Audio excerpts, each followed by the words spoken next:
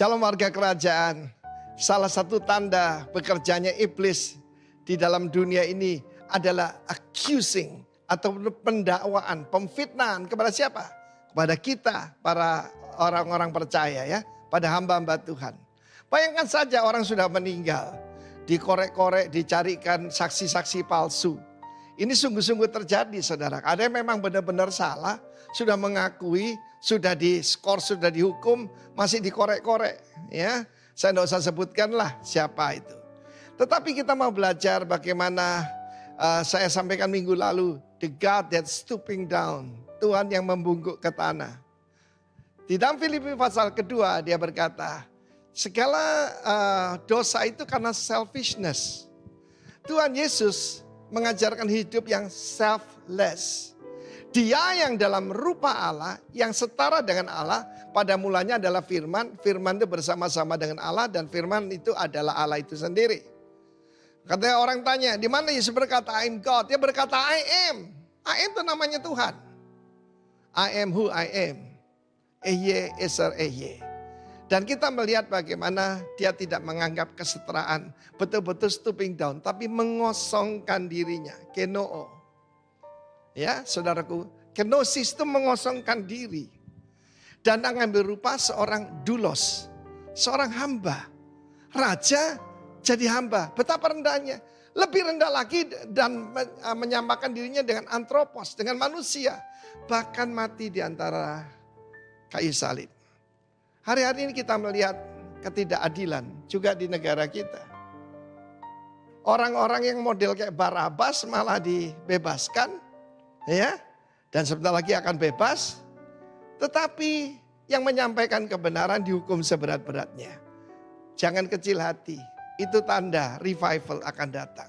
Sebelum Yesaya 60, arise and shine, for your glory has come. Kemuliaan Tuhan sudah terbit atasmu. Sebelumnya harus terjadi ketidakadilan. Ketika ketulusan hati ditolak. Ketika yang baik jadi buruk, buruk jadi baik. Ketika keadilan mundur ke belakang. Itu yang sedang terjadi. Maka ketika musuh menyerbu. Dan Tuhan mendirikan sebuah standar. Ya, seperti angin yang ditiup dari tempat sempit. Ketika saya berada di Hong Kong. Sebelum keluar rumah, saya mesti melihat hari ini badainya itu ukurannya berapa. Kalau saya mencapai ukuran tertentu tidak boleh keluar rumah. Karena apa? Karena begitu gedung-gedung tinggi dan sempit jalan-jalannya, itu kalau ada angin bertiup di sana kekuatannya lipat ganda. Jangan takut dengan ancaman, jangan takut dengan restriction, jangan takut dengan segala macam yang menghalangi kita. Karena janji Tuhan ketika keadilan sudah tidak ada. Ketika yaitu justru Yesus berkata orang mengira, membunuh kamu mengira loh. Membuat berbuat bakti bagi Allahnya. Saya tambah Allahnya, soalnya tidak sama saudara. Maka Tuhan roh Tuhan yang bekerja dengan dahsyat. Saya percaya revival yang dijanjikan Tuhan lewat hamba-hamba Tuhan. Tentang the greatest revival. The last great revival. In Indonesia. Akan terjadi. Karena itu saya menunggu di Bali. Dan saya menunggu di pos-pos saudara masing-masing. Kalau orang menantikan kedatangan Tuhan. Dia akan menyucikan dirinya dari segala kecemaran. Tirulah Tuhan Yesus. The God that stooping down. Dan tapi jangan lupa, dia bangkit dan menyatakan kebenaran. Saudaraku, bersyukur di Indonesia, saudara, sekali lagi jangan bilang Easter ya. Paskah pun itu agak keliru. Ini hari raya kebangkitan ya, yang kita rayakan tanggal 17 yang lampau. Dan saya percaya roh yang sama yang membangkitkan Yesus dari antara orang mati juga bekerja dengan kuat pada Anda warga kerajaan. Be strong in the Lord. Rejoice, arise and shine. God bless you. Amin. Halo Bapak Ibu ya. Puji Tuhan, jumpa lagi dalam anugerah Tuhan. Setelah kita masuk di dalam 3 rangkaian mulai Jumat Agung sampai kebangkitan. Dan hari-hari ini kita sedang masuk di dalam waktu-waktu penampakan Kristus selama 40 hari ke depan Nanti tanggal 26 kita akan masuk di dalam kenaikan Kristus ke surga. Maka Tuhan taruh di hati saya untuk kita kembali kepada tema gereja kita. Bulan ini masih tetap di Delighting in King's Word. Bersukacita, bergembira, bergemar, mencintailah, kalau boleh saya perluas, perkataan dari Raja. Itu tema kita bulan ini ya. Dan selalu dalam tema-tema itu sepanjang tahun ini, saya selalu tambahkan kata learn di dalamnya. Untuk semua tema tahun ini. Ya kita belajar sekarang bagaimana mencintai, bergemar, bersuka akan firman Tuhan. Ya ini yang memandu kita sampai nanti akhir bulan dan kita akan masuk tema yang baru. Kita sekarang di season of summer. Kita akan jalan terus. Dan perhatikan beberapa poin ke depan mengapa kita perlu belajar lagi firman Tuhan.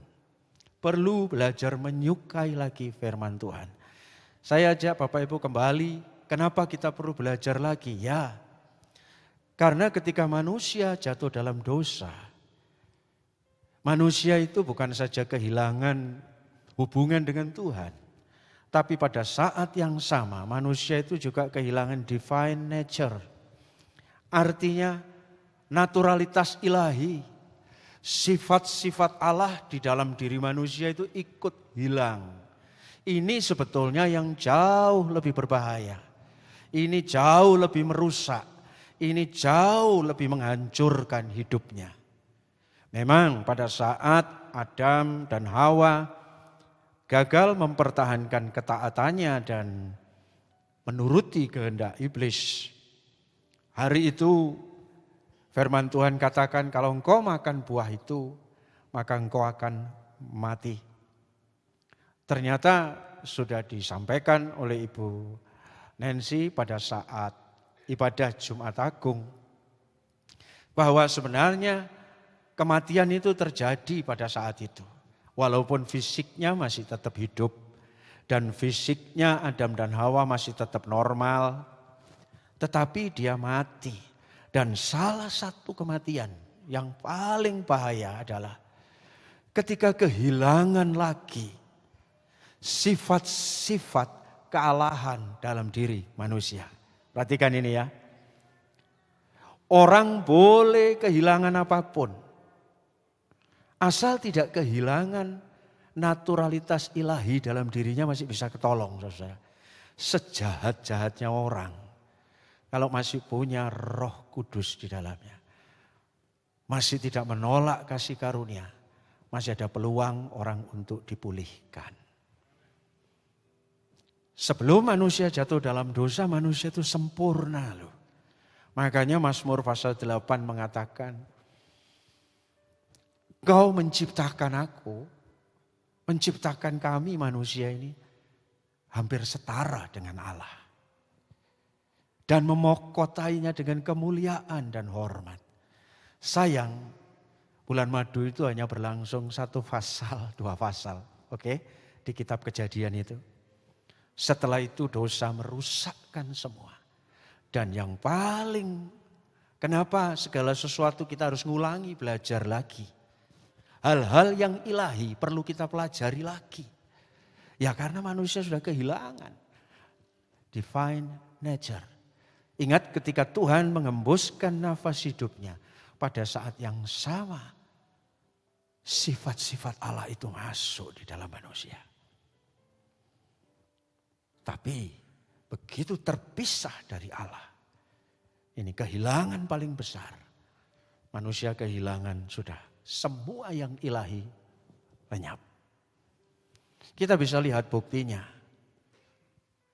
Masih satu keluarga saja terjadi sebuah pembunuhan yang sangat kejam.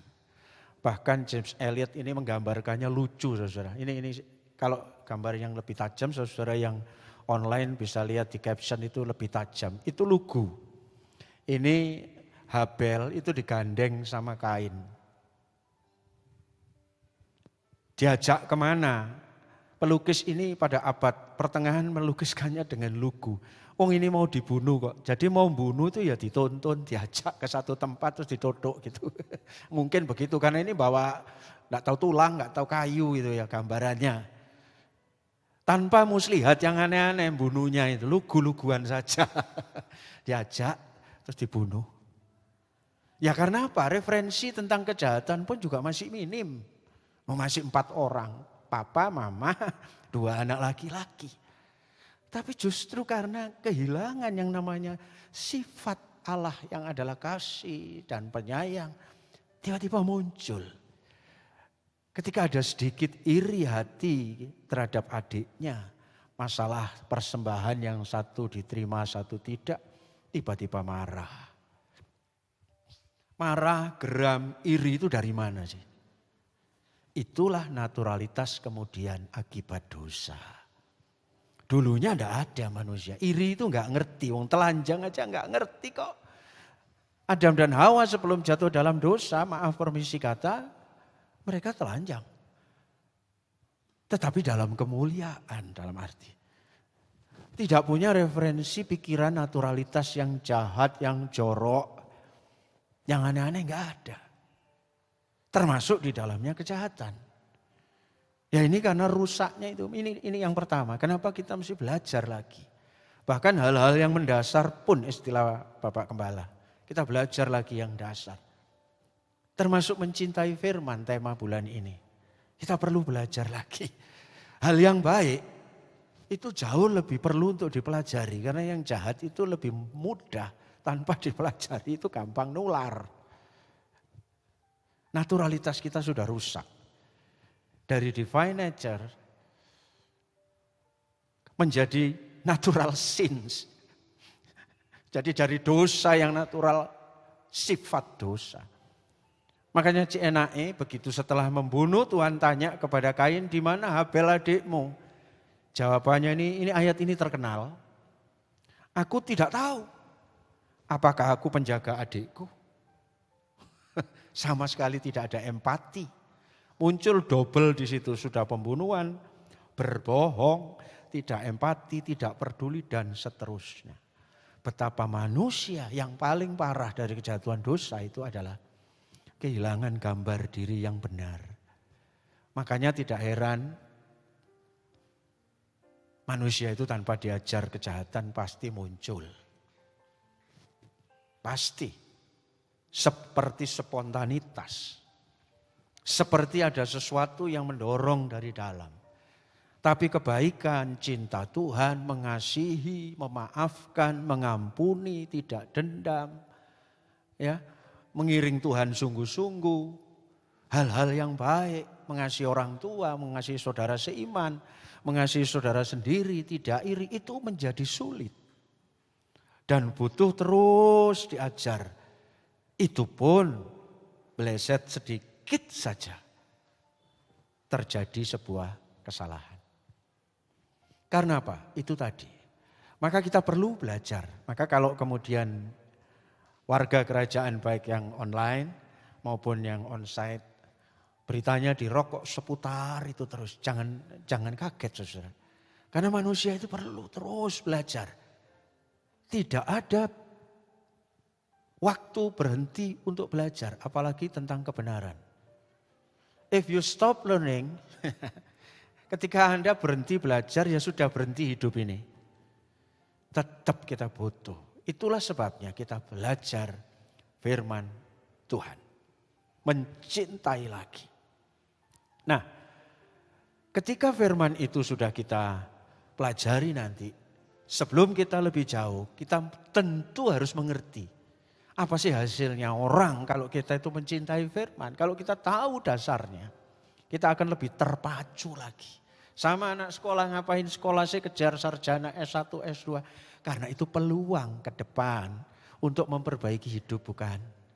Dengan sekolah paling tidak ada peluang untuk bisa memperbaiki keadaan dari yang dulu begini jadi begini. Karena dunia sekarang membutuhkan juga standar itu.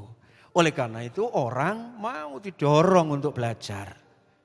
Belum lagi belajar di dalam sekolah kehidupan ini. Baik di bangku kuliah maupun di dalam kehidupan sehari-hari. Karena ada harapan di dalamnya. Nah, orang belajar firman, kenapa kita diminta bulan ini untuk mencintai firman?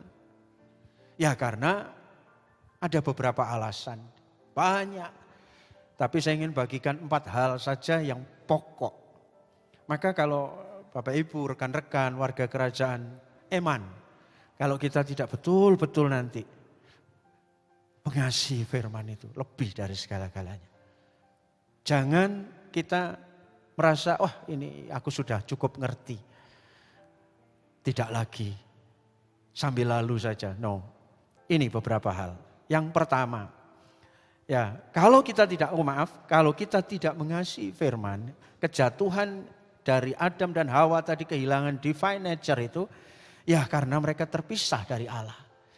Dan ketika terpisah dari Allah, Tuhan Yesus sudah mengatakan kamu tidak dapat berbuat apa-apa di luar aku. Maka mesti kembali. Yang pertama, kita diminta bulan ini untuk kembali mencintai firman warga kerajaan. Supaya ini sederhana saja. Orang yang mencintai firman itu akan berbahagia dalam hidupnya. Yuk katakan amin. Ini perkataan Daud. Mazmur, saya akan muter di Mazmur 119. Yang pertama, berbahagialah orang yang hidupnya tidak bercela, yang hidup menurut Taurat Tuhan. Kalau Bapak Ibu buka, warga kerajaan buka dalam gadget kita atau Alkitab kita, Mazmur 119 ini judulnya saja, berbahagialah orang yang menuruti firman Tuhan. Ya betul ya judulnya, berbahagialah orang yang menuruti firman Tuhan. Karena orang yang menaati firman, kita mencintai firman, hidupnya akan berbahagia. Kenapa? Karena dalam diri manusia, ini sering disinggung, tapi saya singgung kembali. Manusia tidak akan pernah terpuaskan dan terbahagiakan jika di dalam dirinya tidak terisi oleh firman yang adalah Tuhan sendiri. Katakan amin. Pada mulanya adalah firman, dan firman itu bersama-sama dengan Allah, dan firman itu adalah Allah. Kunci dari orang bisa penuh dalam hidupnya ketika dia penuh dengan kehadiran Allah.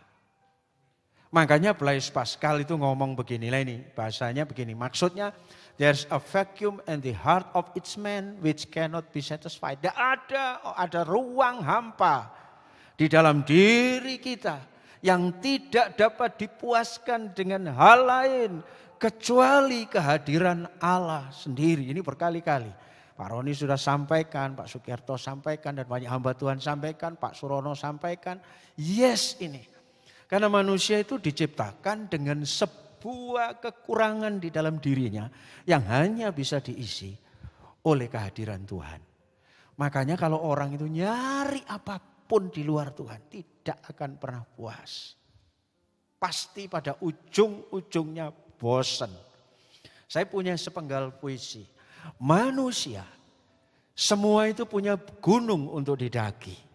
Macam-macam, ada gunung kesuksesan, ada gunung karir, ada puncak pelayanan, ada puncak pendidikan, ada puncak dalam hidup.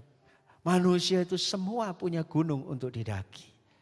Tapi ketika sudah sampai di puncak, pasti orang itu akan kepingin turun kembali. Dan di lembah itu dia paling lama dia tinggal sampai dia kembali kepada Sang Pencipta. Orang mendaki gunung, saya selalu salah satu penyuka hiking dulu. SMA, walaupun dulu enggak ada organisasi gitu-gitu sering, karena rumahnya dekat gunung. Saya dulu tinggal di Tumpang. Jadi kadang-kadang saya pernah dalam satu hari itu 2 kali mendaki. Sudah datang, sudah sampai di sana di Bromo, di puncak, jalan. Turun, begitu sampai di rumah ada teman dari SMA, kalau tidak salah dulu saya lupa, entah dari Mawa atau dari Kalam Kudus, dari mana, minta antar. Balik lagi loh saudara. Kayak gak duwe kesel gitu ya. Seneng jalan ke gunung sana. Tapi saudara tahu, setiap orang yang mendaki tujuannya ke puncak. Tapi di sana enggak sampai 15 menit saudara. Nek kono surak-surak, euforia, seneng, mari ngono mudhun wis. Hidup itu seperti itu saudara. di luar Tuhan, capaian apapun pada titiknya engkau akan lala mek ngene tok pasti itu. Kekayaan mau engkau kejar, banyak kesaksian. Walaupun saya termasuk hamba Tuhan yang tidak membenci kekayaan, saudara. Berkat harta kekayaan itu jangan dibenci, saudara. Jangan. Tapi intinya hati kita jangan ada di sana kan. Begitu loh, dia adalah pesuruh kita. Kita itu pengelolanya yang diminta makin banyak portofolio yang kita kelola, puji Tuhan. Tapi bukan itu parkir kita. Apalagi kalau naik Himalaya, apalagi kalau naik Mount Everest, apalagi kalau naik yang tinggi-tinggi itu paling 5 menit saudara aturan itu.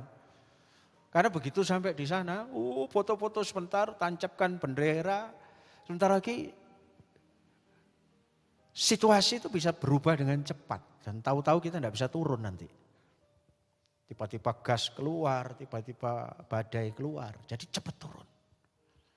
Hidup punya puncaknya sendiri-sendiri. Pelayanan punya puncak sendiri. Pekerjaan sekuler di marketplace punya puncaknya sendiri. Kehidupan lainnya pun punya puncaknya sendiri. Tapi kalau itu di luar Tuhan, tidak akan pernah memuaskan. Hanya menimbulkan bahagia-bahagia sementara yang adiktif. Tapi sumber kebahagiaannya bukan dari kehadiran Tuhan, tidak akan pernah abadi. Orang akan kurang terus. Saya tidak punya cukup waktu untuk menceritakan bagaimana orang yang banyak hartanya pun. Tapi ya masih tetap orang banyak hartanya lebih enak daripada tidak punya apa-apa, saudara. Kalau ada orang ngomong enak, ya aku gak diopo-opo, itu hanya menghibur diri lah. Aslinya itu kalau dipercayai banyak sama Tuhan, itu lebih indah. Apalagi kalau kita bisa dipercaya oleh Tuhan dan tidak melupakan Dia. Wow, Tuhan makin mencintai kita. Tapi jangan itu pusat pengejarannya. Dalam sex obsession misalnya, dunia kan selalu aja dari dulu itu. Keinginan mata, keinginan daging, dan keangkuhan hidup. Di Indonesia terkenal 3 ta kan. Harta, tahta, dan cinta. Saya sebut cinta, tapi cinta yang palsu saja. Karena bisa menimpa pria dan wanita kan. Kalau dulu kan 3 ta itu harta, tahta, wanita. Enggak, sekarang ya dua-duanya bisa berpeluang kan. Untuk keliru itu. Nah makanya 3 ta itu, sudahlah. Kalau manusia mau kejar habis-habisan, ujungnya nanti seperti naik puncak gunung itu. 5-10 menit Anda akan pengen turun lagi. Oh ngeletek, ngene tok begitu. Satu-satunya, Blaise Pascal ini seorang fisikawan yang hebat. Dia ngerti banyak ketidaktahuan. Tapi dia ngomong, manusia tidak bisa diisi hal lain kecuali dia. Dan kita bersyukur dia itu adalah firman Tuhan yang layak kita cintai setiap hari. Cintai firman, pelan namun pasti hidup saudara akan jadi penuh. Tiba-tiba yang lain bisa tidak terlalu penting lagi dalam hidup. Istilah orang Jawa, koyok gak ngidek lemah, itu memang iya loh lama-lama. Ini bukan perkara mistik saudara. Ketika kita tenggelam dan mengisi lebih banyak hidup dengan firman, tiba-tiba hidupmu berubah. Ada kesaksian dari Pak Sugiarto, dulu hobinya mancing. Sama, ketika beliau cerita itu saya ingat papi saya Om Ben. Alat mancingnya sak kamar. Tapi saya melihat sebuah titik balik. Beliau adalah pendoa yang hebat, pecinta firman yang hebat. Tiba-tiba tanpa ada yang menyuruh itu. Yang Paulus katakan itu, apa yang dahulu merupakan keuntungan bagiku. Merupakan kebanggaanku, merupakan kesenanganku. Sekarang tiba-tiba nampak seperti sampah. Karena mengenal Kristus jauh lebih mulia dari semua. Sampailah di titik itu saudara. Itu perjalanan terpenting hidup loh. Bukan berarti yang lain-lain tidak boleh kita cari. Tapi boleh. Itu semua harus letaknya ada di bawah firman Tuhan. Katakan amin. Biar hidup kita ini penuh damai, sejahtera, sukacita. Maka cintai firman. Sekarang sudah tidak ada paksaan saudara untuk menjadwal dan macam-macam. Tapi itu hidup. Saudara tidak akan pernah hidup tanpa mencintai firman. Khotbah kami yang ada di sini. Ini hanya membantu, mendorong supaya punya kecintaan terhadap firman.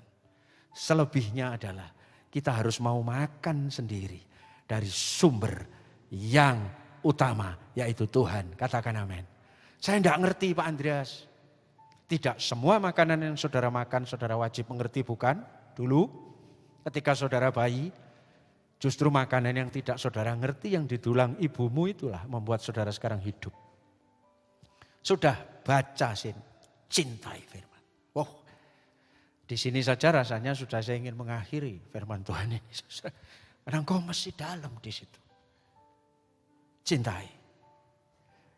Kenapa kita mesti diajar belajar firman? Karena firman itu membuat hidup kita jadi bersih dan kudus. Daud katakan, dengan apa seorang muda mempertahankan kelakuannya bersih? Dengan menjaganya sesuai dengan firman. Puji Tuhan, saya tidak melihat suara gembala tadi pagi dan kemarin. Tapi tadi Bapak senior kita sudah mengatakan, kita itu hidup dalam standar Kristus. Dalam standar sendiri. Orang Kristen untuk mempertahankan hidup bersih itu standarnya cuma satu. Yaitu kita mempelajari firman. Hidup yang kita jalani adalah cerminan dari standar hidup kita hari-hari ini. Kalau ingin standar hidup kita benar, maka tidak ada cara lain kecuali kita mengikutinya sesuai dengan tuntunan firman Tuhan. Yesaya dalam The Message terjemahannya seperti ini. Ini adalah bagaimana Anda meningkatkan standar hidup Anda. Cara hidup yang aman dan stabil, cara hidup yang bergizi dan memuaskan. Cara hidup apa itu? Cara hidup tidak mengikuti kebenaran standar dunia ini. Mengikuti standar Kristus, standar firman. Jadi mengapa kita harus mencintai firman? Karena itu standar kehidupan kita, saudaraku. Kita memang dituntut untuk selalu relevan dengan hari-hari ini. Kita ngerti sembarang lah, begitu ya. Tapi ingat saudaraku ya, kita hidup di bumi ini, yang paling bisa menjaga kita hidup tetap bersih itu hanya firman Tuhan. Standar dunia tidak jelas. Tadi Pak Arifin sebut yang salah jadi benar, yang benar jadi salah. Ada orang menghina kebenaran dihukum sekian lama. Tapi orang yang menentang kebenaran sebentar lagi dilepaskan. Itu benar gejala. Keadilan terbalik karena standarnya bukan firman. Kita dituntut untuk relevan dalam hidup. Tapi ingat, ada kalimat begini. Tidak semua pintu terbuka harus kita masuki. Tidak semua pintu tertutup harus kita hindari. Maka butuh apa kita? Butuh standar kebenaran firman Tuhan. Kita tidak bisa seenak-enaknya. Makanya Daud itu ngomong, dengan apa orang muda, manusia itu mempertahankan kelakuannya tetap benar. Di tengah situasi dunia yang standarnya tidak karu-karuan ini, saudaraku. Pegang terus firman Tuhan. Ini sebagai acuan. Kalau firman katakan A, kita ikuti A.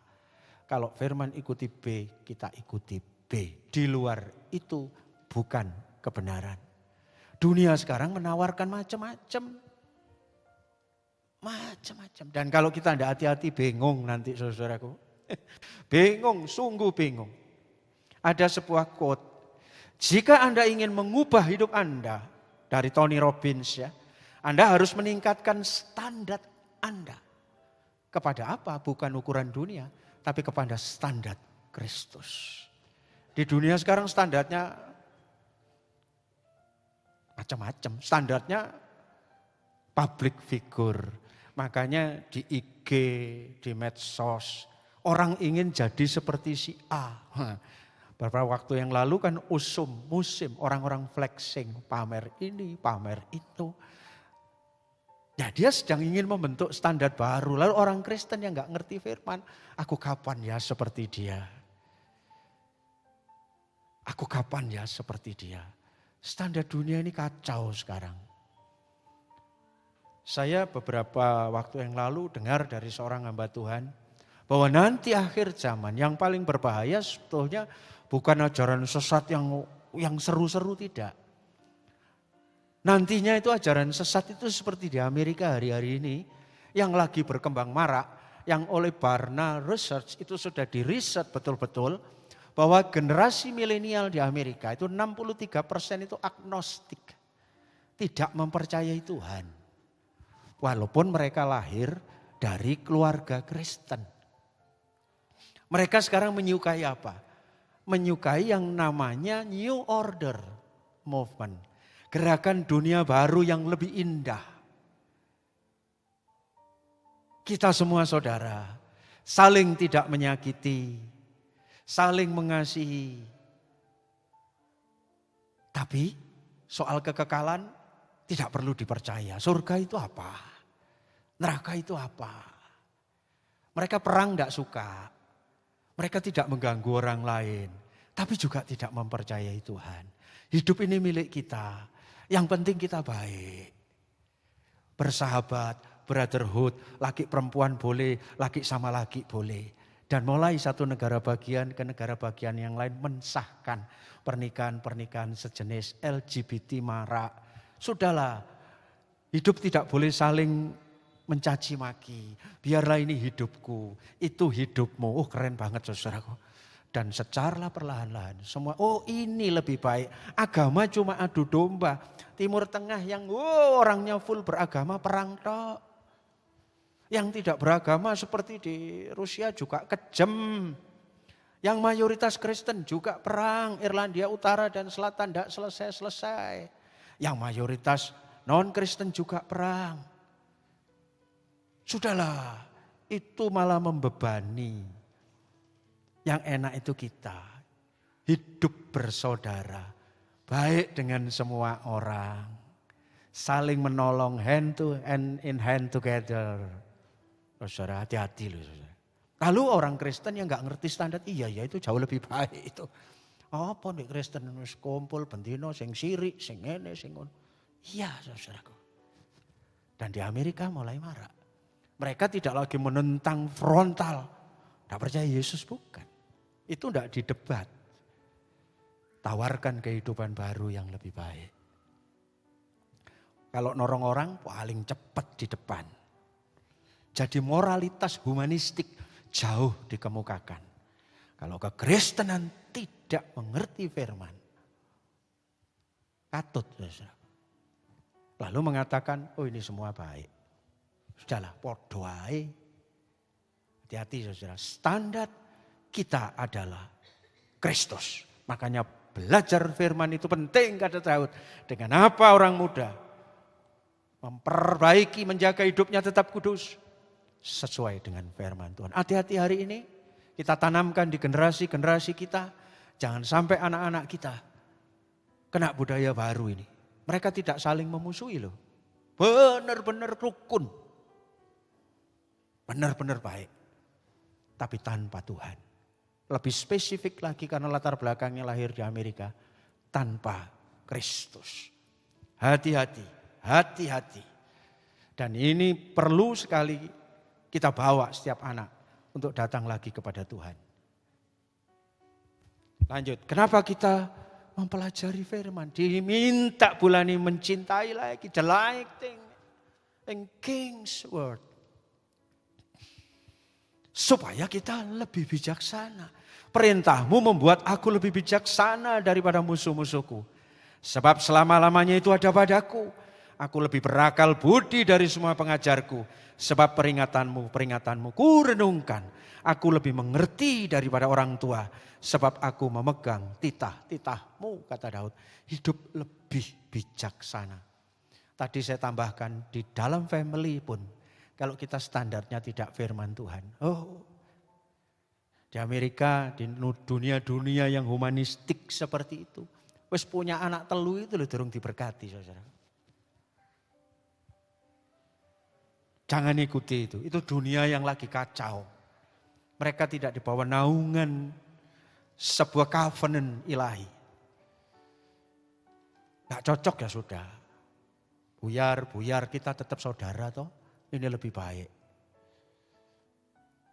Itu standar moral yang hari-hari ini. Yang ketiga, kenapa kita perlu belajar family? Supaya kita menjadi orang bijaksana. Apa sih? Singkatnya bijaksana itu adalah memiliki cara berpikir seperti Tuhan berpikir. Itu orang bijaksana. Manusia dituntut sekali lagi memang untuk relevan dengan zaman. Tidak semua pintu tadi saya sebut yang terbuka boleh kita masuki. Kita perlu hikmat. Dan disinilah pentingnya tuntunan firman. Contoh dalam soal sehari-hari. Barusan rame trading, investasi, bodong-bodongan begitu ya. Ini yang saya maksud, tidak semua pintu terbuka boleh kita masuki. Kita butuh hikmat dan kebijaksanaan Tuhan. Dan itu datangnya dari firman Tuhan. Kenapa sih semua banyak? Ini selebriti pada dipanggilin semua. Karena kena TPPU. Pencucian uang. Baik yang iklan, baik yang endorsement, baik yang semua kena. Ya, bagi yang enggak tahu, ini enak.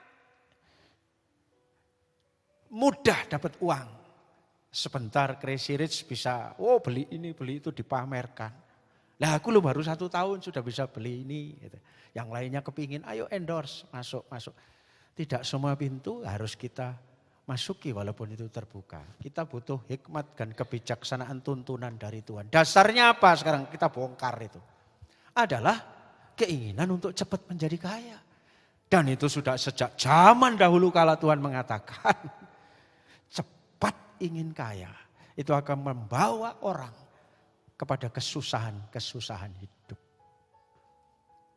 Ya kalau kita tidak ngerti firman, wah ini peluang. Orang Kristen pun saya dengar banyak yang katut itu. Dan hari-hari ini masih belum jelas ujung pangkalnya. Malah melok diceluki polisi balik-balik. Saudara, begitu pula urusan-urusan yang lain dalam hidup, urusan keluarga, urusan pekerjaan, bahkan pelayanan pun. Kita sangat butuh cara berpikir Allah. Kita tidak bisa menekankan satu. Sekarang ajaran-ajaran yang kedua adalah ajaran yang menekankan pada satu kebenaran. Dan yang lain diabaikan. Yang mencintai kasih karunia full. Sampai-sampai tidak ada hal lain kecuali anugerah dan kasih karunia. Sampai over akhirnya. Yang hidup dengan tertib. Maunya seturut firman. Alalai metodis. Apapun striknya. Dan semua ditekankan. Kalau tidak begini ya begini. Kalau tidak begini ya begini. Tidak bisa dengan pikiran Allah. Hati-hati saudara. Ada yang menekankan ini. Karena sekarang zaman-zaman susah. Menekankan 3 hal. Kesembuhan, mujizat, dan kekayaan. Wah ini paling banyak sudah.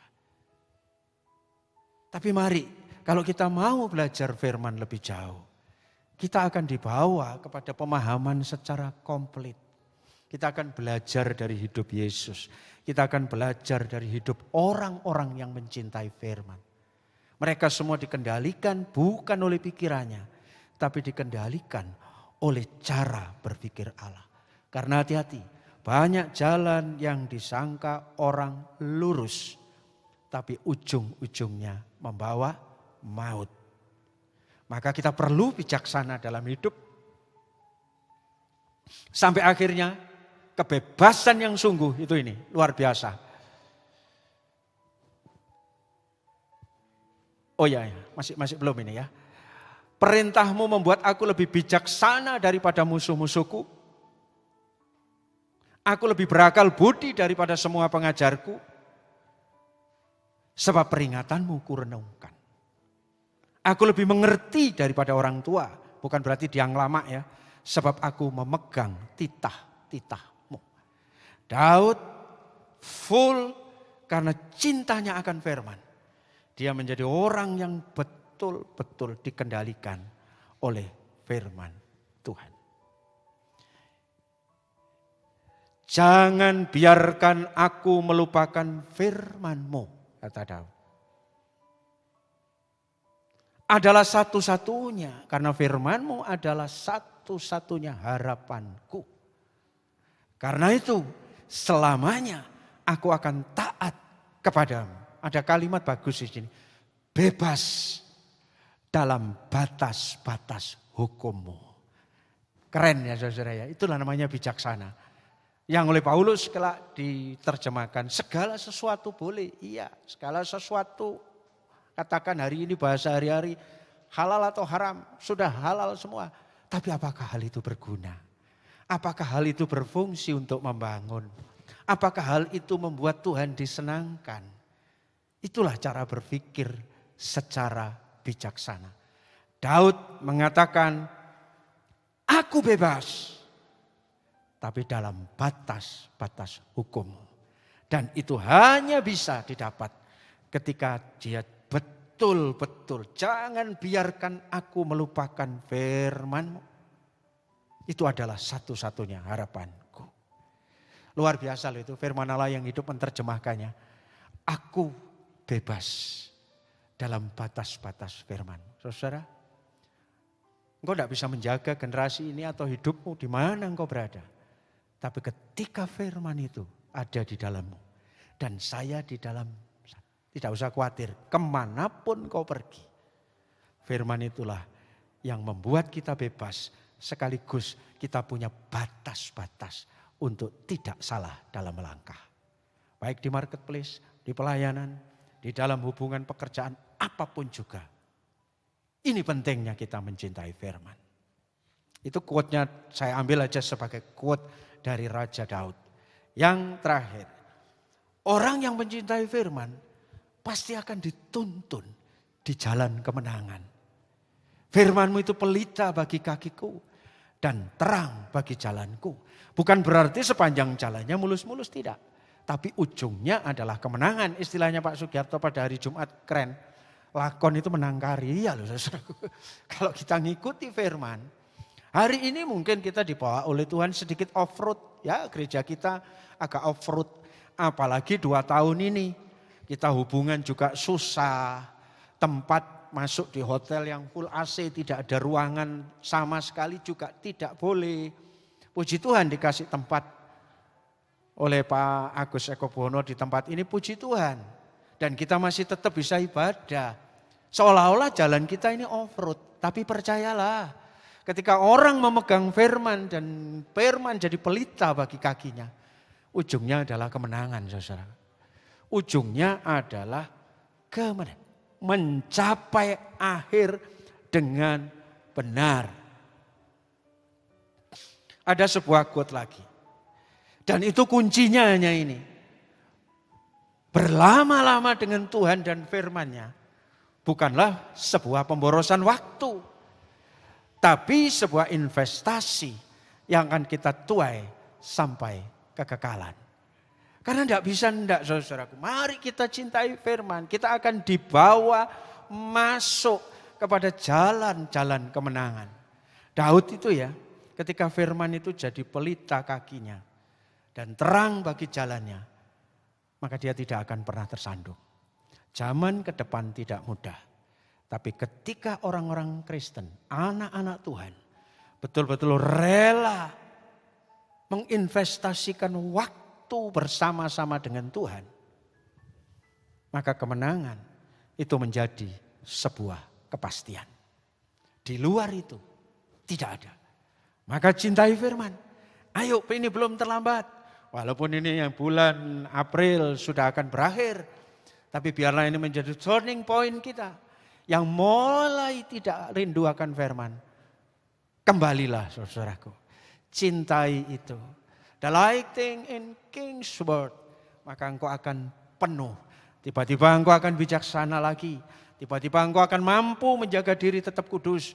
Tiba-tiba engkau tidak lagi mau melangkah di luar yang Tuhan inginkan. Ketika ini semua kita kerjakan, percayalah, hal yang dari dalam itu akan mengubah kita. Saudara tidak perlu pusing-pusing ingin ngubah orang sekarang itu. Bawa saja dia ke Tuhan.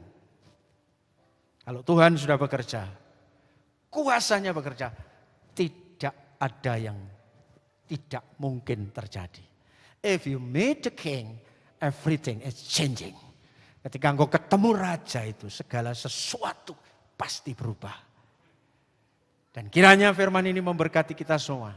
Mendorong kita untuk cinta akan firman. Tidak ada yang bisa membentuk orang kecuali firman Tuhan saja. Tuhan memberkati teman-teman yang online dan juga jemaat yang onsite. Tuhan memberkati.